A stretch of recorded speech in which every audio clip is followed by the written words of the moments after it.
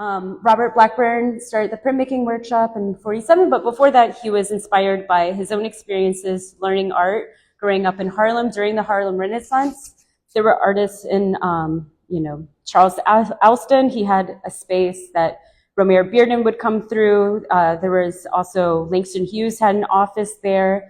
And so at this time during the Harlem Renaissance, you would have artists coming from like not just visual arts, but music. And also at that time, it was over 20% of the population were also from the Caribbean and not necessarily from the United States. It was also a cultural hub, and so for Black artists. And so Bob was inspired by the intellectual rigor that Augusta Savage, Norman Lewis started a space. It was Harlem Uptown Laboratory, and with the WPA funding, it then included printmaking, and that's where Bob Blackburn learned printmaking for the first time. He continued his studies at the Art Students League, and Mavis Pusey also went there, very different times. So they were like, I think, 10 years apart. But he continued printmaking where he was using up to, there were 17 or 19 stones, according to Will Barnett's lecture oral history that you can see from the Smithsonian website. And at that time, I think many of you could probably give print history lesson here. There's some print that people are the head of print departments, but especially at that time, using color in printmaking, it was considered as commercial, not as fine art. And then also using lithography was a commercial also technique seen as commercial. So what Bob Blackburn was trying to do was pave a way for not just printmaking as an art, but then also lithography and using color. And his own work was inspired by not things in, no reality, but for him, it was capturing music. Jazz was very important to him as an artist working through abstraction. He did study in Paris for a little bit as well. But with the print, and then he was also, as maybe many of you know or knew him, he was known as an educator. He taught at Cooper Union, Columbia, NYU, the School of Visual Arts, invited often down to MICA when Dr. Leslie King Hammond was there. And he was a very well-respected artist, printmaker, educator, and then also as a master printer for Universal Limited Artist Editions. So if you don't know Bob Blackburn, maybe you know Jasper Johns, Rauschenberg. And this was what he did was, editioning their work as an invited master printer for their first 79 editions. And all that money he put right back into the print shop. Any awards he got, Governor's Award, and then eventually the MacArthur Award. Everything went back into the print shop.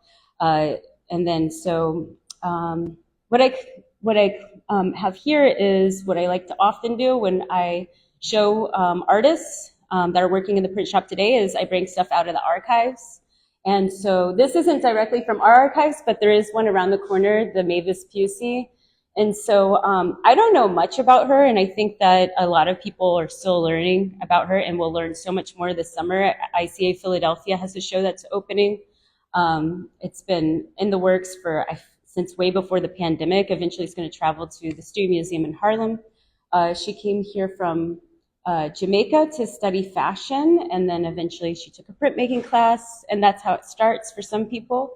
Some people, they take a printmaking class and they decide not to do printmaking ever again until someone like Bob, would come in or would invite them in and show them, that it's not too scary if you have someone printing for you, maybe. But Mavis was a trained printer, in her own right. She, and I think with this work here, it's my favorite. I haven't seen that work in show, but I love Mavis's work from '68. She was studying in Paris and actually shut down the studios with other students.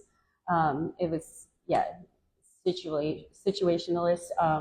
And then you can see it looks like sheet music that's then, kind of taking on its own form.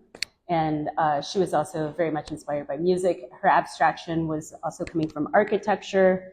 Here you can see these are screen prints.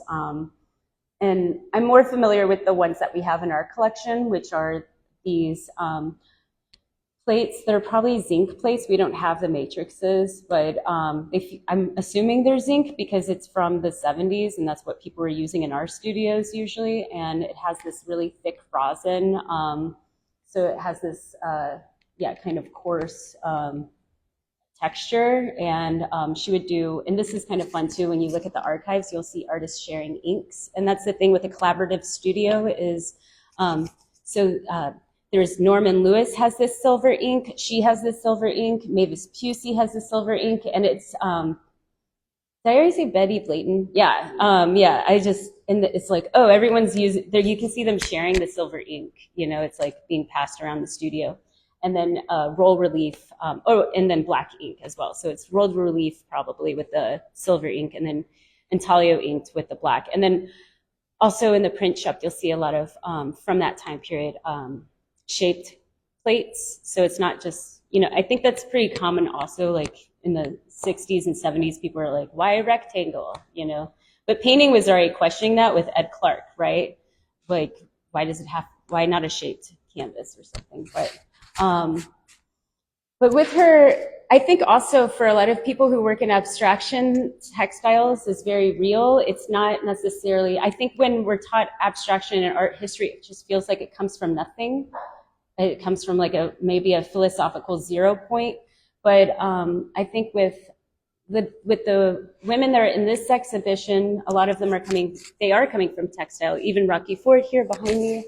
Raque also went to school to study fashion in Virginia, but then after the first year, the school like shut down suddenly. So she had to go, she went to Pratt, and where she studied sculpture, and then she continues to work in sculpture with these plexi pieces, and she was invited as an artist in resident. She does these 18, 19. And then she does use these plexis though in her artwork. She makes these dance floors for people to walk on, but then also installations and stuff with reflections. And so when she came in, she already had the matrices ready, and then she just does this laser cut. It says, you can see there's laser cut with it says "Shut Me Up." Here you can see something like Hollywood Cemetery it's much nicer. So these are notes. She has different series. In this series, I guess, it was after burying her grandmother, and she was like taking notes where she liked the names of the cemeteries, and she was like taking notes. And then she learned that they were actually segregated. And one was very well taken care of, and the other one was neglected. And so with her work, it's not necessarily knowing these narratives or being able to read it. It's just enough information so people can, like, if they want to learn about it, they can investigate. These are intaglio inked rolled relief with oil-based ink. And then you can also see there's some watercolor. There's also clip art that's happening with the stencil cutouts. And we're like, so you can see like blind embossment. She started working with one of our printers because she was struggling, and we're like, let us just take care of it. We will remake it with Mel Edwards, who also works with things that might be ready-made or found, but then also he will remake it himself. So he uses these chains, and often they look like they're found, but they're actually, he is welding them. And so it's this balance between like craft and, I don't know if it's found or scrapped, but he does talk about using scrap material. That's also, I think, sculptors and printmakers, they don't just like discard things. They often like reuse them, and it's not, they don't think of it as like taking trash art or something, using trash as art. It's like, no, you can actually reuse this copper and, or even plexi. So, and then also what we have here are sheets of chincolle that she will print at her, on her own printer. It's an inkjet or toner printer. And then when she comes to the studio, we prepare the methacellulose. I'll just get dorky because there's enough printmakers here. Methacellulose that's painted on the plexi, and then the chincolle is laid down. And then after the methacellulose dries, it dries onto the paper, not the plexi. So you can, like old stamps, you can get it, wet, and then it'll stick to a heavier paper. But, and then she also does some hand-painted elements as well, watercolor And I guess because we're talking about Shinkolei, our studio loves Shinkolei. We're just like, why use ink when you can just have color paper? So with Chakaia Booker, those are all, the color that you see are actually the color of the paper. Does anyone know what Shinkolei is?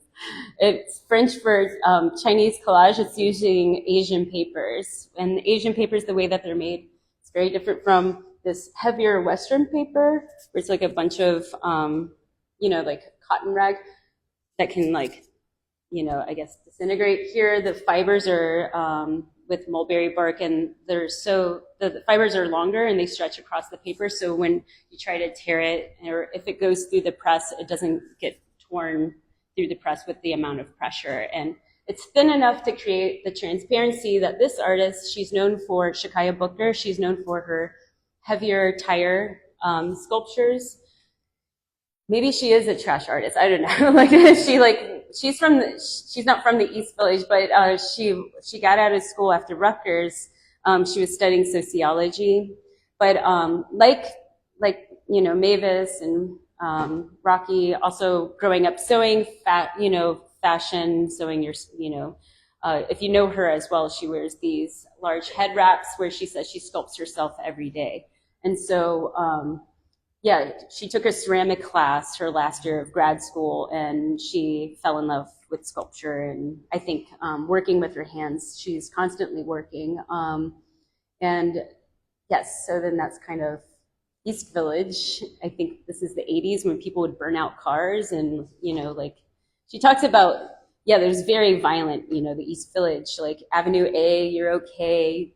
B is like, be safe. C, you're, I don't know, like you're dead. But so she, I think it started with a burnt out car, and it was like half melted puddle of tire, and then she like scraped it up and brought it into her, with her tires, which is similar to the prints, I would say, or these collages and it's just like sewing, where you're cutting and stitching and reassembling, working with either, it could be a ready-made tire tread pattern, or she's creating her own patterns. So with the embossment here, she's creating her own sort of textures. We often print the block prints. So that's like the embossments from a woodcut. She likes using industrial materials usually.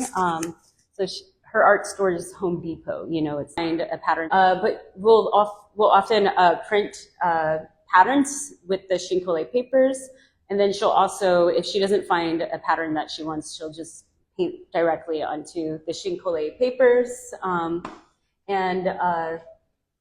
This one, you can see there's the transparency that she can get. She can also play with color. And I often think of, when she talks about staying with Al Loving, because Al Loving has such a color theory way of talking about.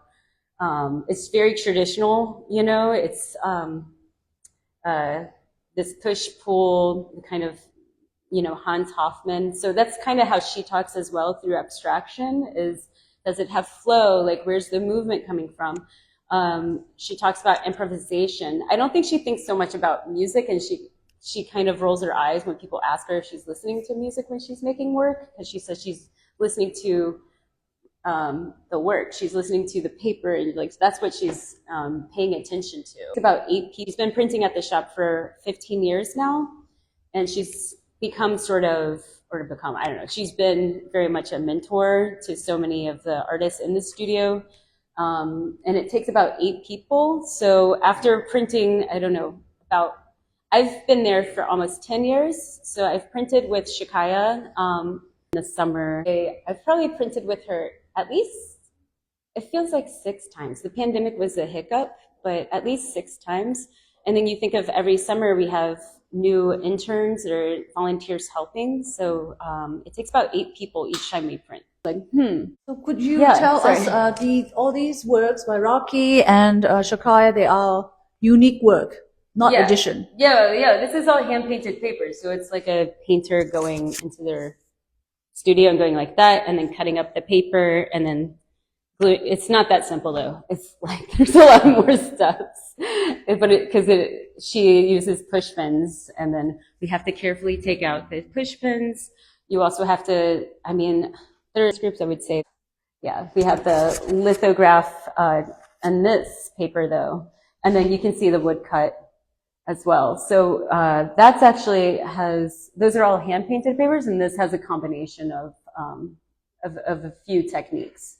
And she's not, I think working with sculptors, you're able to have a more collaborative, experience that they're used to it. She works with these large tire sculptures that are public artworks. She has to collaborate. And she just had a show that went up at National Gallery of Art in DC. So you can, if you decide to go to DC, you can check it out.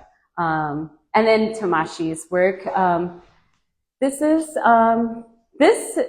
is obviously a photograph. Photographs are related to printmaking, right?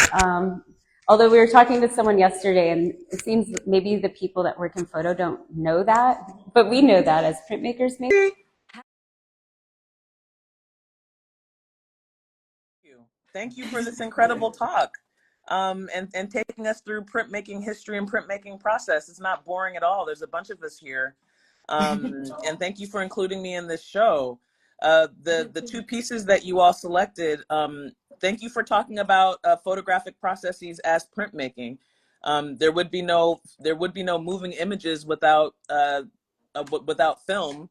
So photography, printmaking takes us to photography, takes us to film, and moving images takes us to video. So all of this is related. And the work that you're standing in front of now was from a body of work called Interstate Love Song that was focused on, my research then was focused on histories of voting referenda used over many decades to limit the expansion of public transportation in and around Cobb County and Atlanta, between Atlanta, Georgia, and Cobb County. The book that I was reading at the time that helped me through it is called White Flight, Atlanta and the Making of Modern Conservatism by Professor Kevin M. Cruz. And I had never been to Atlanta before. I don't have any people in Georgia. But when I was being taken around town by my curator, I noticed that they had like a perimeter of gridlock, that they had gridlock, the likes of which I only associated with Los Angeles. I didn't know that it was like that there. So everywhere I went, I talked to people. Michi Meko, the artist who's sitting there for me in the Chattahoochee River, which is a historic firewall, segregation firewall in that area. It's a geographical firewall. He and others told me about the history of Atlanta transportation being marred by the abuse of the rule of the rustics, or the county unit voting system that prioritizes votes from more sparsely populated counties to influence policy for the more densely populated city after Reconstruction. So there was a desire to stop the movement of Black people outside of Atlanta after Reconstruction. And that ended up, over many years in this maze of highways that have broken up communities, that cause all sorts of congestion, and a willingness to limit funding for public transportation, and thus limiting people's movements. And what we have left is what he's sitting in. So this was a part of this process that I developed of making these video collages. I would wrap people in these knitted color studies that I knit by hand, and then I placed them somewhere, and then used that color in the video editing process to pull them in, or push them into or out of imagery that reflects history, a mutually implicated history, a history that touches everyone, whether or not we realize it. So there's a mixture happening there, that like he's surrounded by the hills, the Georgia hills. He's actually sitting in the Chattahoochee River for me, which I learned later from talking with more Atlanta folks, is also a hotspot for dumping the bodies of kidnapped Black children. I didn't know that about the history of this place when I went there. We were surrounded by flying geese. It was very beautiful, but in actuality, it's a very charged place.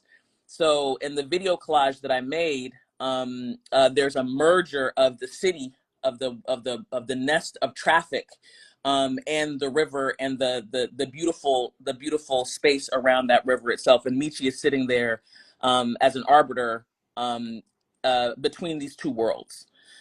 And then the other piece is of my best friend Nia K. Evans, who was once the executive director of the Boston NAACP branch. Oh, isn't she gorgeous? Yeah. I love her. So once again, I'm using this color study. I started knitting really to recover from being a student at MIT. I can say that with these local Massachusetts people. It was a very trying experience. And people in Cambridge taught me how to knit because I was very anxious for a couple of years after that. And so that, and I thought that I would never paint again, but I found myself knitting and excited about what the next color was going to be.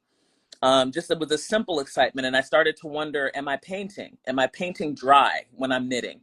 And they became these things that were at once functional to wrap us up during the Snowmageddon that happened some years ago.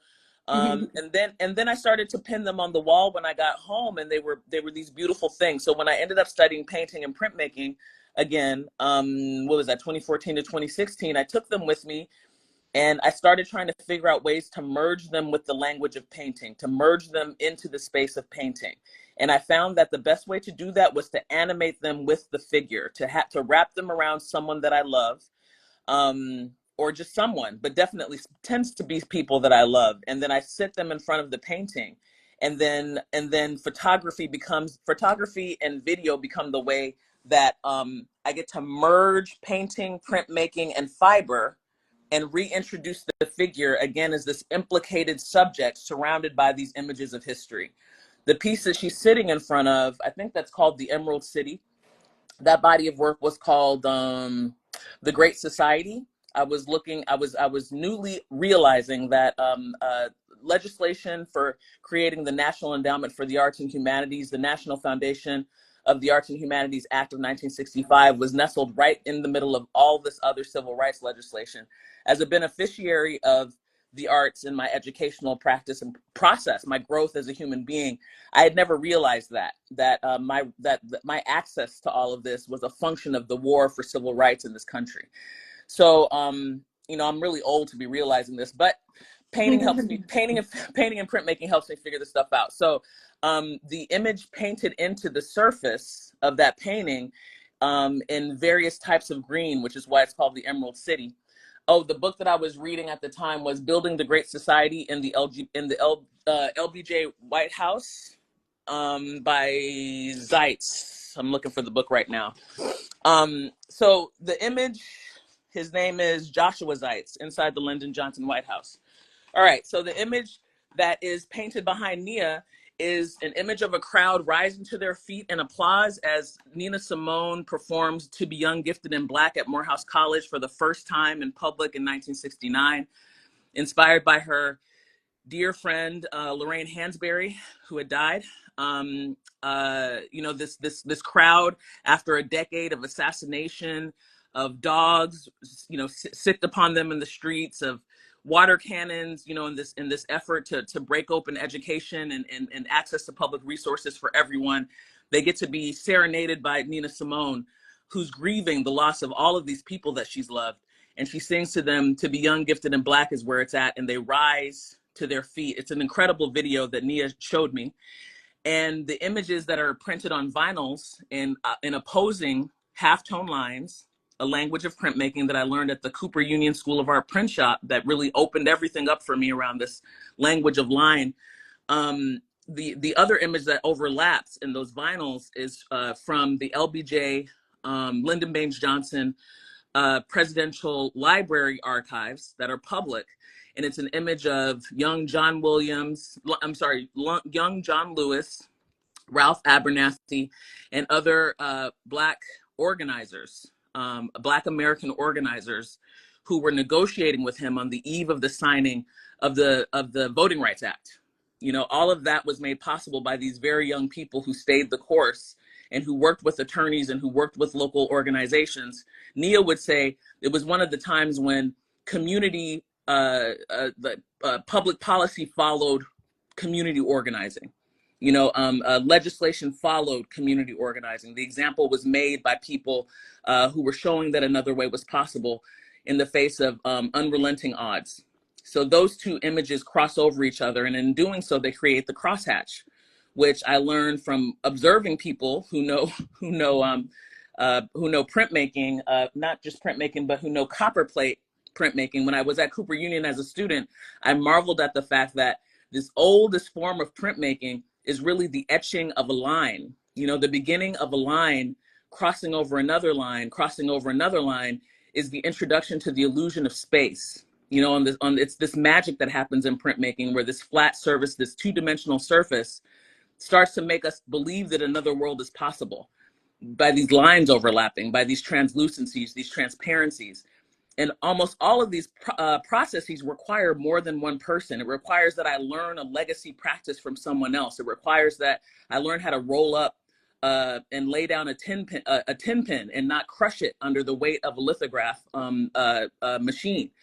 All of this requires community in order to learn it, to pass it on, and to translate visual language through line and through color.